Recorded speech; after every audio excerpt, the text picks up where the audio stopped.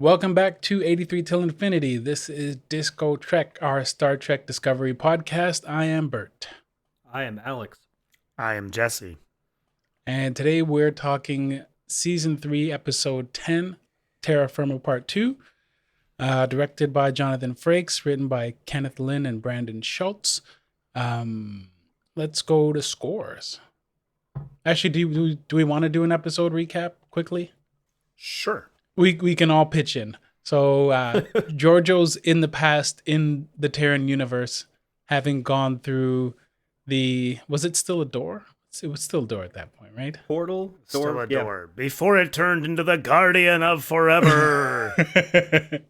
Yeah, still a door. She went through the door. She's trying to redeem her version of Michael Burnham because you can do that. Not working so well. She was betrayed by Michael Burnham, or about to be, and then Tilly betrays Michael Burnham because she does that in every universe and every timeline because she's Tilly and she's awesome. And Michael Burnham's in jail, and she keeps telling Philippa how weak she is and that she should have killed her already. Philippa keeps trying to save her, comes and talks to her. What else happens? Fireflies at some point, right? It's true. There's a jar of fireflies on her There's pillow. a jar of fireflies Yep. because when Michael Burnham was a kid, Philippa used to sleepwalk the fireflies, and Philippa would carry her back home, and it was a very touching thing. What a sweet, endearing story for a bloodthirsty empire. Yeah, right. We murder our own, and we have internecine battles, and we kill our parents in their sleep. But remember that time Mom took me out to the field to show me the fireflies because I couldn't sleep good? Yeah, it was actually one of the things I was going to talk about is, again, just the incongruity of the universe. It almost feels like they're retconning while they're writing it. They're like everyone kills each other, and it, like, if you pee at the wrong time, somebody will slit your throat. It's like, but you have enough time that you can sleepwalk? Like, if you sleepwalk, that's a clear sign of weakness. Just kill her. Yeah. I mean, she can't even see you. You could just just kill her. Just kill her. I mean, it was maybe she knew how to lick a knife real good. I think maybe she was licking a knife the whole time. She's sleepwalking, so people were scared. I would have killed her, except she used to lick knives real nice. She's a sleep killer. The other things that happen are more hilarious torture montages, and that in the end, I'm eager to hear your take on the torture. Oh my god! I know you don't like torture. I mean, I only like it in adult cinema, but right. I mean, you don't like it in regular cinema. I really want to hear about the agonizer. But we'll get to that later. Yeah. But as far as this summary whole goes, series is my private agonizer. That's good. I like that. But the conclusion is that Philippa fails to redeem Michael Burnham, but apparently does a good enough job that she gets redeemed herself and is allowed to live because her weird watch has now told her that she can live. Yeah, it was all an effort test. I wonder if it was meant to be kind of like a Christmas thing. It's like It's a Wonderful Life. Yeah. And at the end, the angel, the guardian of forever, is like, you get to live, Georgia, Georgia.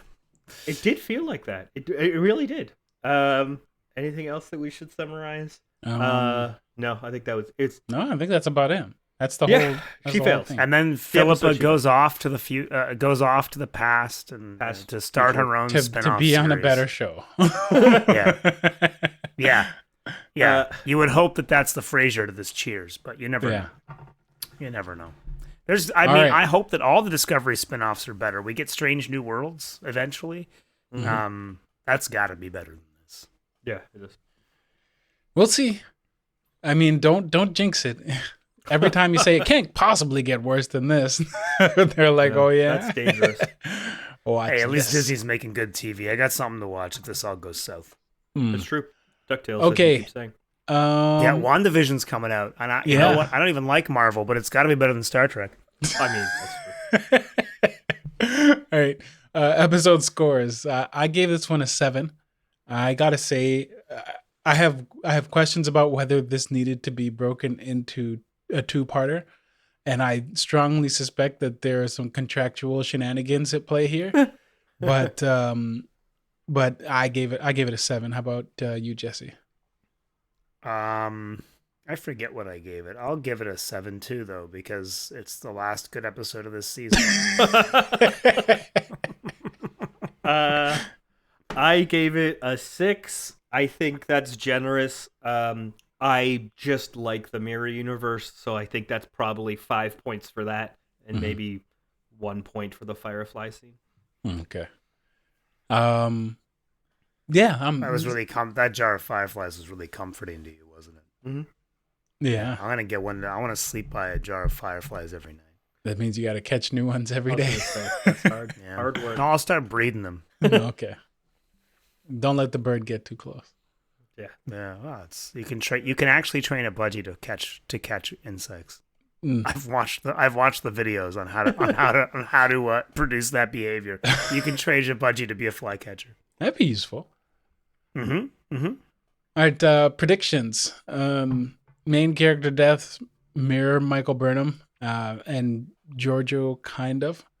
No resurrections / cameos except for all of the mirror universe people, I guess. What is the burn? It's the music. It's the music. Who's the captain now? Alex doesn't know, but we like. But you knew it was gonna be the music. It wasn't like the most complex foreshadowing, and there was no way they were gonna have that silly music in the show and then not make it a major plot point. You're right. So let's just leave it at that. Who's the captain now? Saru's still the captain. And episode chat. I think that brings us to episode chat. Who wants to go first? I'll go first because I have the least to say. Number one, I just like how, and I wish we could talk about the other episodes that Alex hasn't seen, but Michael Burnham is just such a traitor to everyone that she ever loved. And I just like how they just decided, like, yeah, this is her character. Everywhere she goes, she'll betray people for what she thinks is right. That is Michael Burnham. It wasn't just one well-intentioned mistake to avert war. It's now just her character trait. Yeah. But I mean, I get it. It's just for fun. It's for the mirror universe. It's all about strength. So that's just her being a good mirror citizen. This was an interesting episode, but I really don't have a lot to say about it. I think the point we made earlier is about the sort of like the amount of like contradictions in the mirror universe, where you have people who can be like, yes, we had this connection because I picked you up as a child, and I helped you get through your night terrors. But then in the previous episode, Michael Burnham was like, I hate you because I was king of the garbage heap, and you took me away from it, right? Like, you know what I mean? It's like, oh, I had a sweet childhood, but she took me away from my garbage. I was queen of that heap. And so it's, again, there's these contradictions in sort of the narrative of what the mirror universe is. Whereas I sort of like the original mirror universe, and I've read I like the Picard mirror universe comics. I just like how Picard, like, if you've read them, Picard, his mirror universe, like a lot of people have, like, Data's like half Borg. He's got like a Borg eye and everything, and Picard wears he's like jacked. Picard is jacked in the mirror universe, and he wears like the tank top uniform, so his arms are exposed with like silver like manacles here. It's hilarious. But I like how in some of those other ones, the mirror universe is just bad. It is literally what you would think from Mirror. It's like a reverse image of what we have. But this is like, it's a sort of an alternate dimension, and they try to I hate how the scientist from Future Federation keeps trying to explain, what happens, and if you travel between those universes. I mean, I don't think physics supports any of those hypotheses, that if you travel between universes, all of a sudden you'd start to like have all these like problems and go insane. I don't think that's also by physics. The mirror universe is a long-standing Star Trek trope, and never seemed to be an issue before. And I think it's just, there was a lot of like lazy world building in the mirror universe, but again, I give it a 7 because I still think it's fun to visit it. I like seeing Captain Killy. I like, I would have liked to have seen Jason Isaacs. I think having Lorca appear would have been like a really fun thing, but I don't think know. they couldn't afford him. Yeah, I'm assuming that's probably exactly it. Mm-hmm. And aside from that, I want to segue right into Alex's comments because I want to talk about the Agonizer. I want Alex's take on the Agonizer as one of my show notes. I just want to, because the other week in The Mandalorian, there were some really bad people who were keeping people in like electrified Bernie cages, outside of the stockades outside of the palace, and I gotta hear, because I actually thought there was too much torture in this. Mm-hmm. I actually kind of thought they went a little wild with the torture scenes. Yeah. All right. So, fans of the Alex universe will know my thoughts on torture, and just to be a little more succinct than I usually am when I rant about torture, I personally do not feel like torture has any place in fiction, in any place ever, under any circumstances. I think, like sexual violence, I don't think it's useful in telling a story. I think it is a shorthand that nobody understands. 99.99% of people do not understand torture. And I don't think it's good storytelling. I think it's basic. I think it's poorly written. This specific sequence, the idea that you have hundreds of years of technology where some scientists have been building on the shoulders of other scientists over and over again to make the greatest torture device of all time, is so silly and so ridiculous that anyone would survive this torture for more than a couple seconds. When it's, like hundreds of years of agony on top of agony. The fact that she sort of like has a lighter complexion after a week of it is just farcical. Like if you're going to put torture in, at least relate it to what would be even remotely comparable to what actual torture would be. But again, don't ever put torture in. Mm-hmm. The torture montage, where she like doesn't eat, it's like, don't worry, I'll force feed you. And I'm like it's just so soon after we have used force feeding as torture in real life. It really bothers me. I don't want my science fiction to directly talk about our political captives and people that we are like dealing with. All of it really, really upsets me. And I'm not like sort of, yelling at the universe. And I'm not sort of like being a crazy lefty shouting about how bad we are. This bothers me to my core. Torture in fiction bothers me.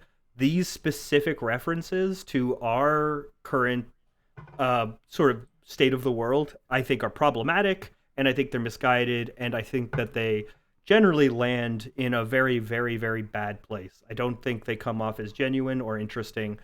And the torture scene is like 10 goddamn minutes. So like there's just some pacing problems as well. Yeah. Honestly, it reminded me of like, well, first of all, I went back and watched the Mirror Universe episodes from Enterprise after we watched the first episode, or the previous episode. And the Agonizer, it's not called the Agonizer, I don't think, in those episodes yet, but it's just been invented in that show, and they sort of are testing it out, and they end up putting Chief Engineer George Bush into the Agonizer because he's been framed. Yep. And it's just like, it's not a very long scene. It's sort of like, and then you cut to him later on, and he's really pissed off because somebody's betrayed. I'm not going to spoil it for anybody in case anybody wants to go back and watch Enterprise. Season 4 for them. Don't give them a reason to go back and watch an Enterprise episode. No, Enterprise is awesome. I don't think you can simultaneously watch this season of television and then slag off Enterprise. No. Yeah, I guess you can't look at Enterprise now and be like, that's a terrible show. No, we've got worse. We now have worse Star Trek. But fair. It's really just it's relatively quick. Like, that it's a torture device and it's extremely painful, and the doctor is sort of a sociopath, or he enjoys watching other people's pains. I guess that makes him a sadist. And the engineer Trip goes into it and sort of goes, "Arr!" And then you see the doctor and he's making a face like, and then that's it. The scene's done. But here, it like I don't understand why. Like maybe they just didn't have much plot to fill out the episode, and they're just like, "What we got? Like 12 minutes to spare. What should we fill it in with?" And they're like, "Just more torture. You think torture they could us have 6 better more times." torture though, aside from just pain. Like the there's the episode with John Hamm in Black Mirror where he's like it's like a future where what they do is basically they copy people's minds to make AI, and then they make those AI do like menial tasks like running your refrigerator, and he tortures her by just being like, I can make you experience 1,000 years in like 1 second. And so like he does that, and she's like alone in a room by herself for 1,000 years, right? And then like she's like clearly tortured into submission as like that to me would be a more effective like torture device. And then you don't have to show like crazy torture that looks painful or like hurtful. It's just like someone's like, oh crap, I don't want to do that again. Because that's probably more effective than like pain, which you're just gonna want to. Now because I'm curious, I gotta probe this, Alex. What do you think of the two-parter, the Chain of Command two-parter from TNG? Oh, it's actually one of my favorite moments in TNG, and I think formative on how I view torture. If we're being honest. Okay, so you would say that's like that's TV torture done right?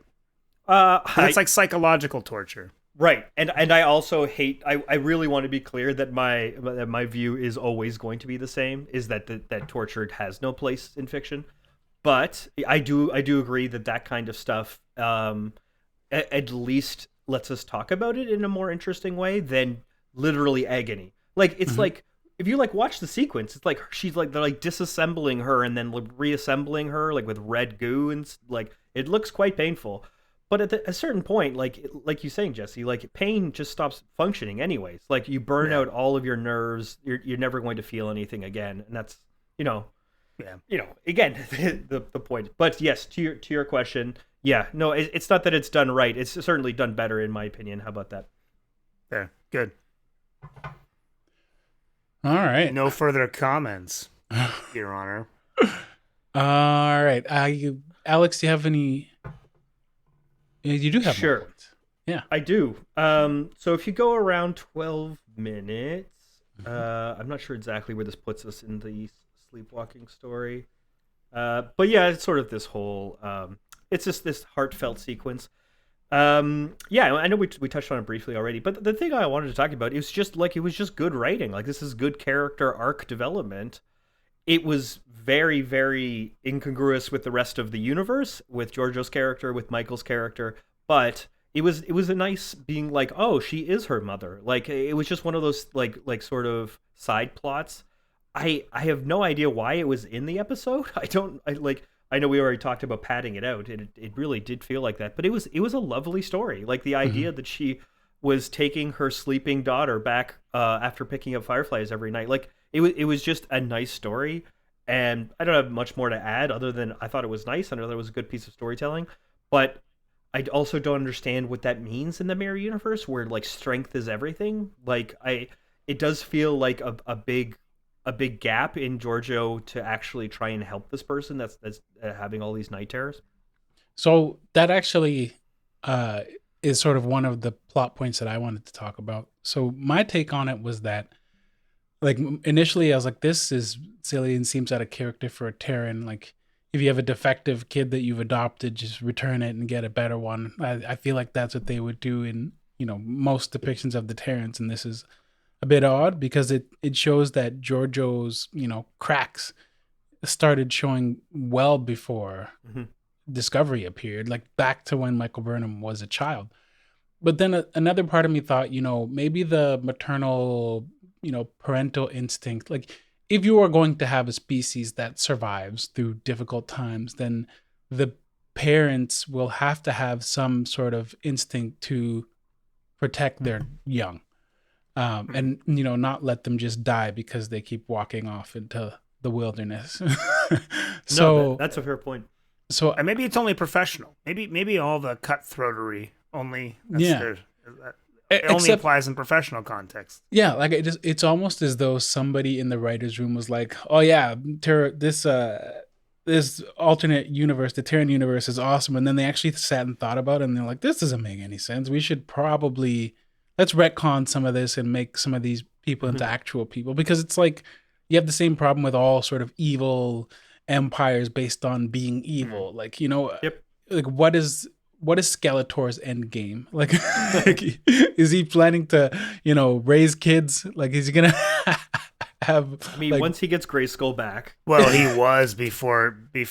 What's his name? It's Keldor, right? Yeah, Keldor is Keldor, right? Yeah. So before Keldor turned into Skeletor, I mean, I'm sure he was. Oh, he had that down eventually. Once he became King of Eternia. Yep, yeah, I think that's fair. Yeah. So it's like, and it's the same. What's with the king's Sith, right? name? Sorry, I gotta know now. What's the king's name? It starts with an R. I don't remember.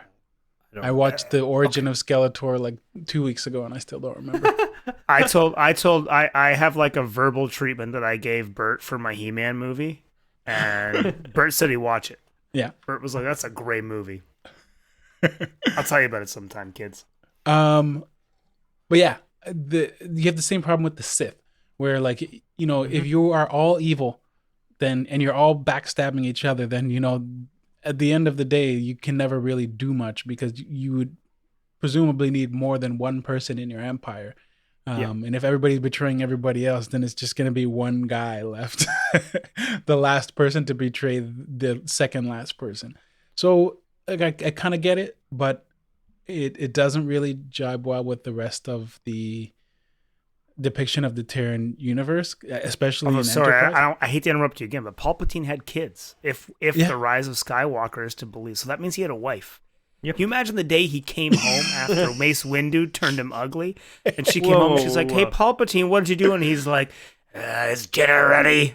Right? And she's like, "Oh, I didn't make anything," and he's like, "Get it?" Right? I think a couple things. So yes, well, I think you're right, Bert, and I think that this was a conscious effort for them to try and make the universe make sense. Mm-hmm. But the problem is, if it's going to be Bizarro World and you're going to throw out all the rules, maybe stick with that. If it's going to be half Bizarro, then you're starting to try and make politics make sense.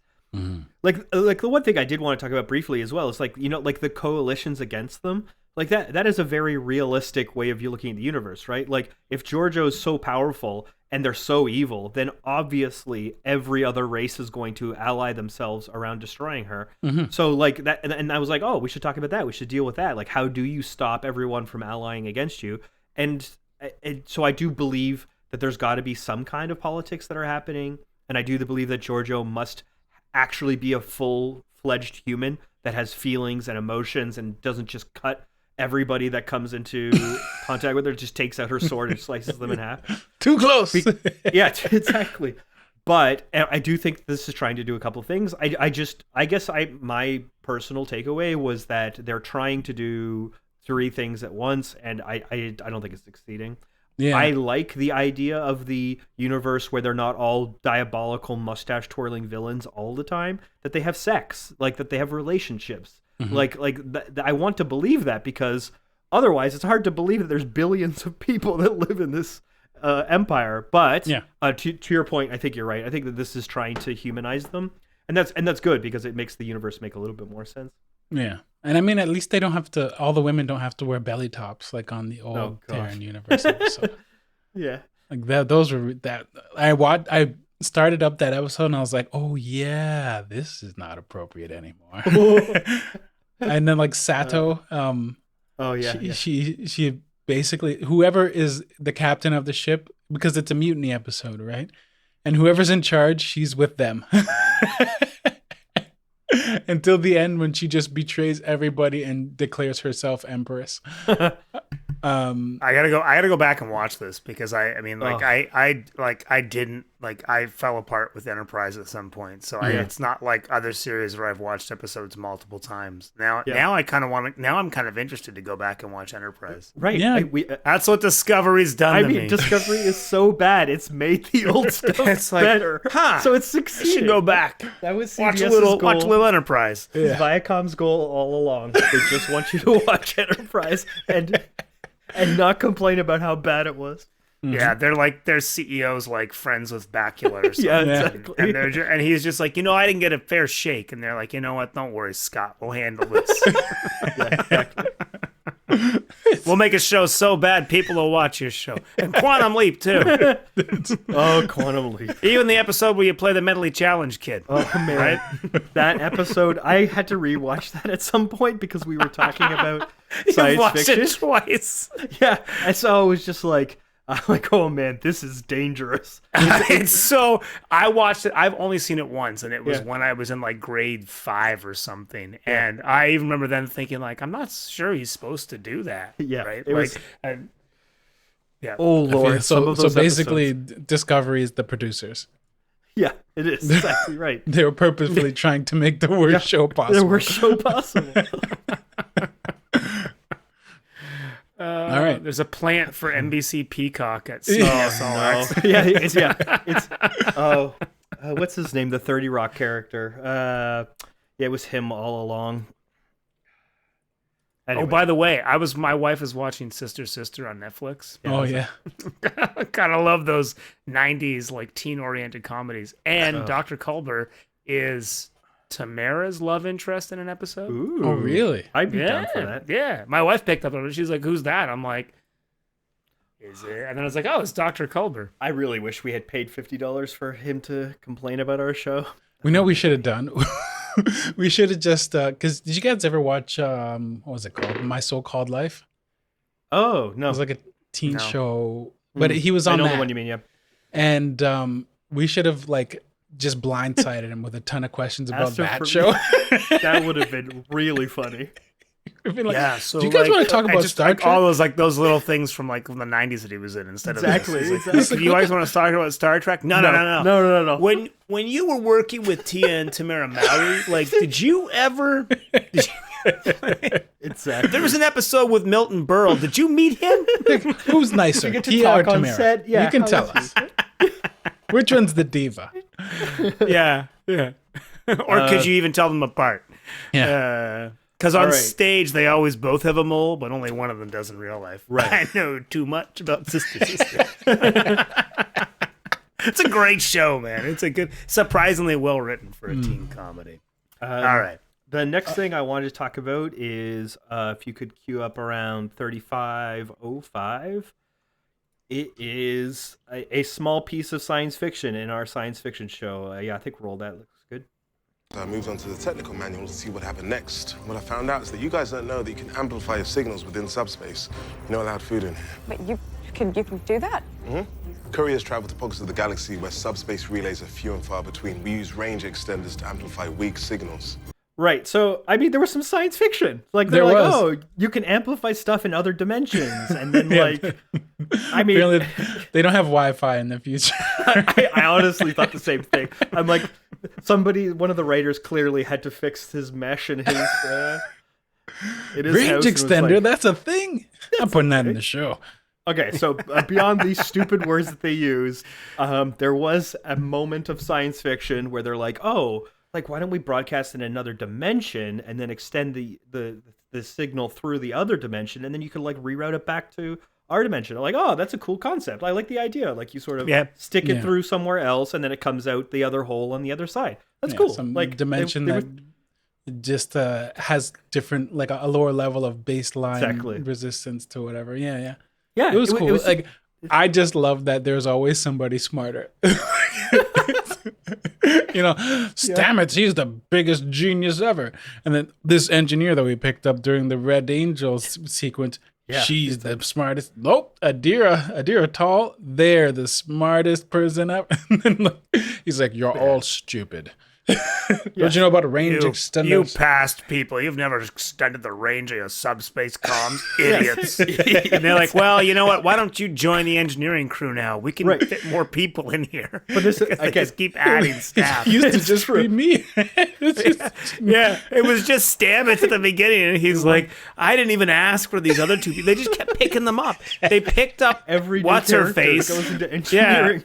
Yeah, it's they've never been officially hired, right? Yeah. But again, this is part of our old complaint, which is that isn't every normal person that they run into have so much technical knowledge that they don't have that they could just literally walk circles around them. And this scene is everyone's like, wait, what do you mean you can you can broadcast information wirelessly. How is this possible? It's like, again, the 1900s guy coming to 2000 and being like, oh wow, okay, so you can transmit data over the air. That's crazy. And it was just like, yeah, you don't have wires for your telegraph machines anymore? How is that going to work? But again, it was that scene. It was the scene of like somebody that's like, oh yeah, sorry, you don't understand basic physics that we now we all understand. And it was nice. It was nice to see the guy showing up in his clipper and everyone else being like that doesn't make any sense. We have new technology now. Don't use that. Yeah. It was a little strange that they plugged in the like they say later in the episode, they plugged in the the main antagonist's stuff into their system. I thought that was maybe a strange OPSEC, operational security kind of thing that you made. Yeah, they're using the Emerald Chain's Wi-Fi now. Exactly. Probably not the best idea. There's some might come to bite them in the butt later on. But he says it's totally safe. He's checked it out. He does say that. All right, so but he's a traitor. That's like a truck driver now being like, right? Yeah, I understand everything that goes on in computers. It's no cell phone that I have strapped to my head is totally safe. So if you go around 2750, I just wanted to pull a still of Mirror Universe Colbert and his beautiful red, maybe too tight suit. I just it's not too. It's just right. I just love looking at it. It's around there. Yeah, I think this is good. Yeah, explodey, and I think look at that suit. That is pretty cool. I love it. I love his suit. I love that the director said, "Give me your evilest smile," and he's got it he on. He looks so evil. He looks so evil. I just want to give credit to where credit is due. He looks great. The costumes, I know we've said this 10 times, the costumes look amazing. Mm-hmm. They just really look really cool, and I love the red costume. I think it's the most ridiculous thing for a doctor to wear, and that's why I think it's great for him to wear it. It's the most evil of all the costumes, I think. Oh yeah. The other ones have a lot of gold, but they could also kind of look heroic in the right light. This one looks like that's a bad person's outfit. It is. He's very evil. Yeah. I mean, I'm also very attracted to him, but that's not just because of his smile. I mean, he's a good-looking guy, and that suit is a little too tight. I don't know what you're talking about. It's definitely too tight. Yeah, it's red so that you can't see all. I don't know. After the way you said it, must be working. And it's working for me. All right, and the last thing I want to talk about is around 4312, and this is the thing I think we say every week, which is. You can run a couple of bits of this. Mm-hmm. You're going to have to be exceptionally careful at all times. If you would like to remain on Discovery, you will need to follow Starfleet protocol. With all due respect, Asira has no protocols. Yeah, right. So a couple things here. But first off is poor Saru. He breaks the rules, he gets yelled at. He doesn't break the rules, he gets yelled at. He's just in such a bad position. He's one of my favorite captains. I really like him. And he just doesn't feel like he's under any admiral, like he would be successful. Like he does everything wrong every time, and I really feel for that poor guy. Yeah, he can't catch a break. Like he just will never catch a break. He always makes the wrong decision though. He does. Like he makes some really terrible calls, and I'm surprised that they I'm not gonna harp on it, but appointing an ensign as your second first officer is a very strange choice.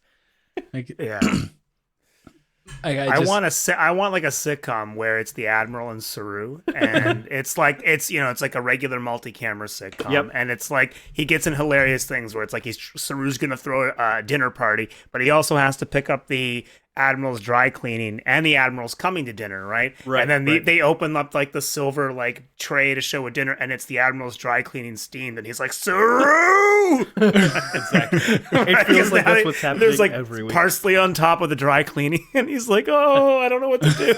I mean, it would be better than the head of a Kelpian being accidentally in there. That got dark fast.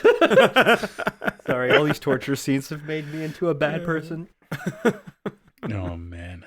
But that is mostly the stuff I want to talk about. I think all around there was a bit of science fiction. the parallel universe lets them actually do a little bit of writing, which is good because it seems that they have given up on writing when they're in their actual universe. So that's mostly how It's always nice when a science fiction show has a bit of science fiction in it. Just a little bit. A soupçon. little bit. Oh, A soupçon. Speaking of soupçon, I forgot to mention how.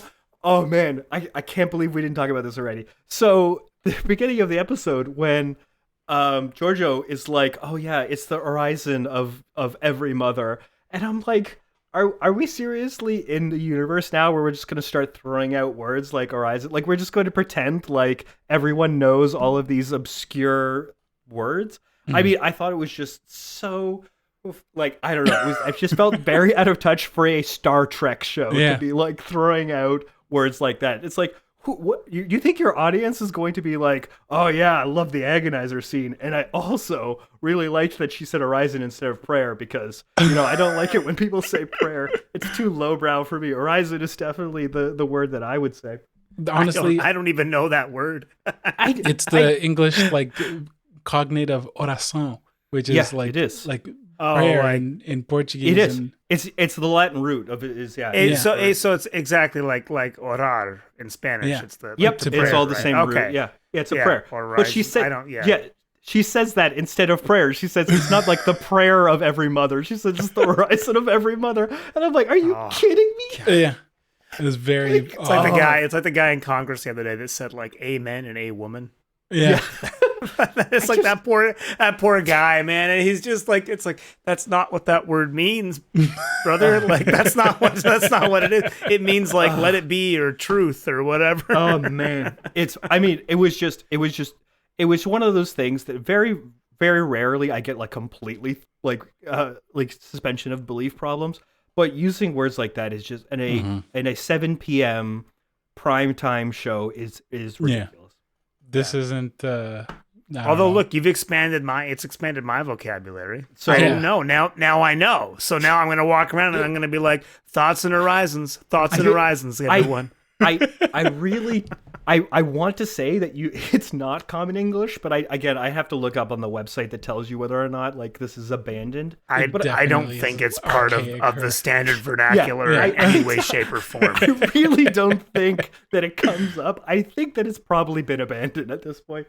So whatever. Again, I know we all dabble. That could be futurism. Because it's like, in the future they've moved towards they've picked this. This is the word the they old use Latin words. I know we all dabble in writing. I know we are like we looked up stupid words to put into our tabletop game or into our our He-Man fan fiction / movie treatment. I think it's important to use. It's a Keldor Prince Adam romance. I can definitely believe that. I think it was just very silly. Would that technically count as hentai because of Skeletor's appearance? No. I think, for one, it has to be made in Japan. And for two, I mean, there's a whole bunch of reasons why. It's like champagne, Jesse. It's not. Yeah, it is. It has to be made in Japan. Not real. It's like you just kind of think you're going to get away with the sparkling white wine and call it champagne. You can't. Which, by the way, Keldor drinks out of He-Man. Yeah. No, I think I know where this is going. Okay. Episode chat. So my first one is just another sort of weird pacing issue with this show. This is the scene, and for anybody listening and not watching, I'm just showing a still from about 41, 42 minutes or so. And it's when they've sort of come back to the Prime universe, and Georgiou has been told that she's gonna have to go bye-bye, and they're sort of saying their farewells. And it's a very emotional scene, and they finally sort of each of them acknowledges that they were both trying to redeem themselves with the other, Michael Burnham for having betrayed her captain and Georgiou for having failed her daughter, and they sort of found the mother figure daughter sort of that they were looking for in one another. It was well done. And then it ends, and then there's just 7.5 minutes of nothing after. She goes back to the ship. She has a conversation about Georgiou not coming back, and then they have a memorial service, and it all felt like Like they could have just cut from this to the memorial service, and people say to Georgiou, maybe one sort of quip, and then Michael Burnham looking off into space or something, and then the episode ends. But they just have all of this useless chatter, that just babbling about what's your favorite memory of Georgiou. Oh, well, I like the time when, like, okay, you guys do that on your own time, we don't need to watch that. I know. It was just very odd to me. It was the time she stabbed me in the hallway. Yeah, none of them liked her, so they're all like, she was real, man. She said what was on her mind, and everyone's like, it's like you all hated her. Right? She threw soup on you yesterday. Yeah, like Tilly's like, she was my greatest friend, or whatever Tilly says. It would be, and it's like she literally like dumped your food in the cafeteria like a day before, like wouldn't let you sit with her, right? Like nobody liked her. Like I don't know. I hate that it's like they're all like everyone on the Discovery crew are like the best people ever. Mm-hmm. Like nobody's jealous that nobody's upset when Tilly becomes the first officer, right? Even though it's just acting first officer. They're all so proud of her and they're so supportive, and they're sitting there in engineering like, you deserve this. Yeah. You deserve this. You can do it, Tilly. And it's just like, man, I guarantee you in real life, Detmer would have been like that bitch. Yeah. Right? I know you haven't. She's been here for like 2 weeks. She doesn't do anything. I steered us through a debris field and saved everyone. Yeah, I know you haven't put in the decades of work that we have. I know you haven't studied like we have. I know you haven't sacrificed your life and, been away from your family for your entire life for this job. But you deserve this, Tilly. Like, they're just, I don't know. They're not real people. No. And it's unfair to the characters that they don't get to be real people. Like, have at least one character just be like, this is ridiculous, and everybody else say, well, we don't think it is, and you're just gonna have to deal with it. And they're like, well, grumble. One person, but you're telling me everybody on the ship was just like, Ensign's the first officer. All right, works for me. Yeah. This show's making me not be a fan of Star Trek. It's making me realize that maybe, you know what, there's a good argument here that I'm not a Star Trek fan. I'm a TNG fan, and the two things are now mutually exclusive. Now, counterpoint to that, there was an episode of Lower Decks that I had somehow missed, and it came up in my feed, and I watched it. It was like the 4th or 5th episode. And then I was reminded how much I like Star Trek, and that Lower Decks is a really good show. Yeah. I'm kidding around. Lower Decks is actually the best of the new Trek. It really is. Because it's just old. It's just like golden era Trek that's funny. It's like watching the Orville. The Orville's a good show. Yeah. It's like watching like a slightly funnier version of Next Generation. It's fine, right? I think I like Lower Decks a little more than the Orville because they make Star Trek jokes. And the Orville can only make like general jokes, and I find Seth MacFarlane grating once in a while. So I do too. Yeah, I think he's like genius, but definitely great. Yeah, I mean, like I would have been happier if he had not been in the show and just wrote it. I think because it's a good show with a good cast. I just wish maybe he wasn't there. Stick to lounge singing and writing, pal. do voice work. He could have been a voice like an alien, like a voice character or something. I'm sure he is. In it. Yeah. All right, so my last point, because I had a couple, but we've already covered them throughout other points in the episode. My last point is that, a lot of the fandom doesn't like Michelle Yeoh for whatever reason. And, the Georgiou character is a little bit over the top, but I have to say... Sorry, wait. Hold the phone. They don't like her? Who? I don't read about the show because I don't want it to taint my opinions when I come sit here. Why don't they like her? So there's there's the obvious reason, and we'll leave it at that. Some people are not going to like her because she's Michelle Yeoh. Because she's a person, like a female and a woman of color. Yeah. That's the thing. Yeah. So and she has an accent, and people are just not going to like her, no matter what she does, and she can't do anything about that. And screw those people. Yeah, Patrick Stewart spoke with that ridiculous accent. Or Marina Sirtis's accent. What is that? Like, I found out she's British. I always thought she was like Spanish when I was a kid or something. Her accent is all muddled. She's a Brit. Yeah, her accent is weird too. Yeah, I it's mean, like Patrick really Stewart's accent is offensive. If we're being, but anyway, oh yeah, I can't even make out what he's saying. And then there's Colm Meaney with the. Oh yeah, we got to throw a random Irish accent in there. Yeah, because they wanted a Scotty, but they're like, you know what? I'll get an Irishman. Chief O'Brien, top of the morning to you, Captain. That's how they tested it first, and they were like, "That's too much." And he's like, "I be transporting you down to the surface now, sir." that was in the Lower Decks episode, where they were going through the most famous Star Trek people of all time, and they had a statue to O'Brien. And they're like, "We're now talking about the most famous Starfleet officer of all time, Miles O'Brien." Oh man, Lower Decks is a funny show. Yeah. It is. It's good. It's the best of the new Trek. It's fun. It's and I like that it's also not meant to be accessible to people who don't know Star Trek. I like that it's like filled with like all of these inside jokes. It's great. Yeah. But yeah, I was gonna say, so the Michelle Yeoh stuff, and the Georgiou character is she can be a bit over the top, which whatever, but this two-parter is my favorite part of the season so far. Favorite 2 episodes in a row, even though I'm still not convinced that it needed to be 2 episodes. And I think that there must have been some sort of, screen time minimum in her contract in this series. And the only way that they could get it all in is to just make this into a 2-parter, since she wasn't going to be in the last episodes. But yeah, I still think that this is a strong 2 episodes, and partially because they don't have to work in the sort of morass that they've created for themselves by going way into the future where there's no context, and they have to sort of build a brand new universe of not necessarily species, but species for really, because everybody's in a different place than they used to be. Then you have to make a new reason for them to be there, and they're thus far sort of making a meal of it, but maybe they'll be able to bring it all together by the end of the season. We'll see.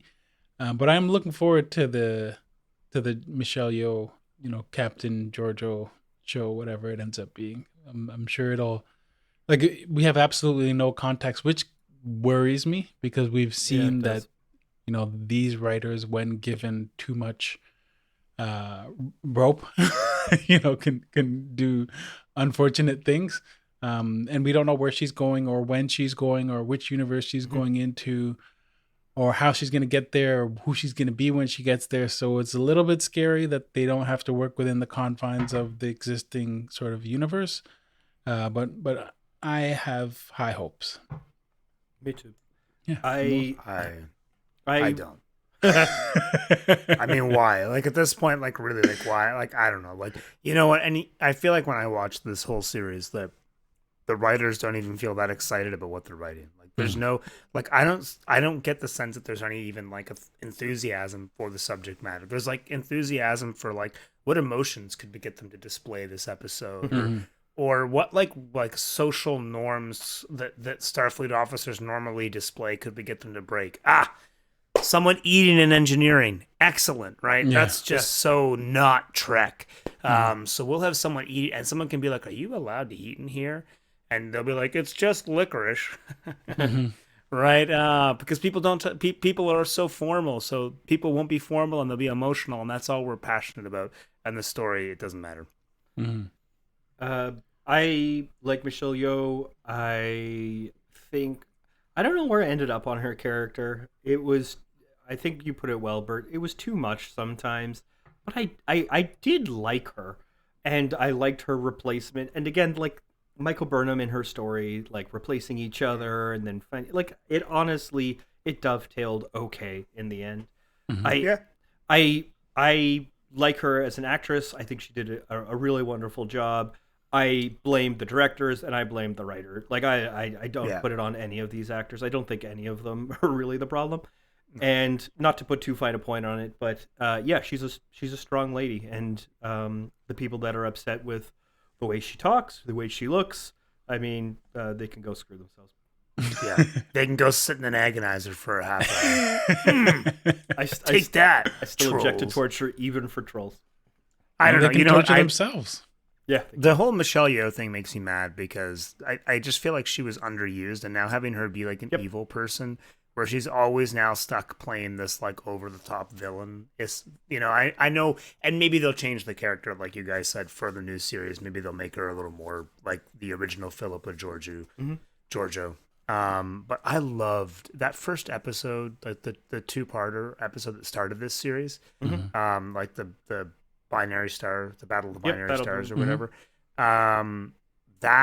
That Philippa Georgiou was amazing, and that was the show that I would have even the sort of the chemistry between Michelle Yeoh and Sonequa Martin Green and Doug Jones, right?